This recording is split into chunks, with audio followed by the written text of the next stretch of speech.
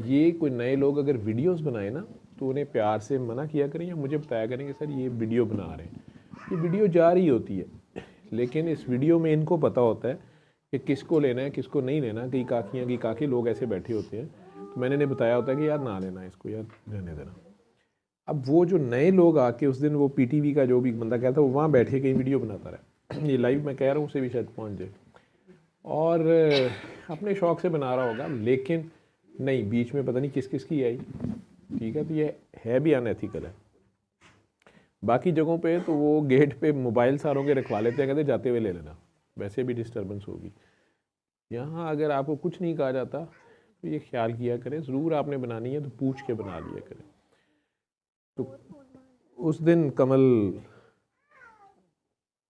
कमल ये ड्यूटी तो कर रही होती है, दूसरी जिनके ज़ुम्मे थी वो उन्होंने की नहीं। हाँ वो आपको तो पता नहीं था, लेकिन इसको पता होता है, लेकिन उस दिन इसको ये नहीं पता चला।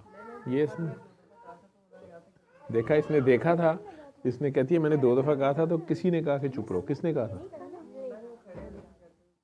नहीं नहीं, समझ नहीं आई किसी को। खैर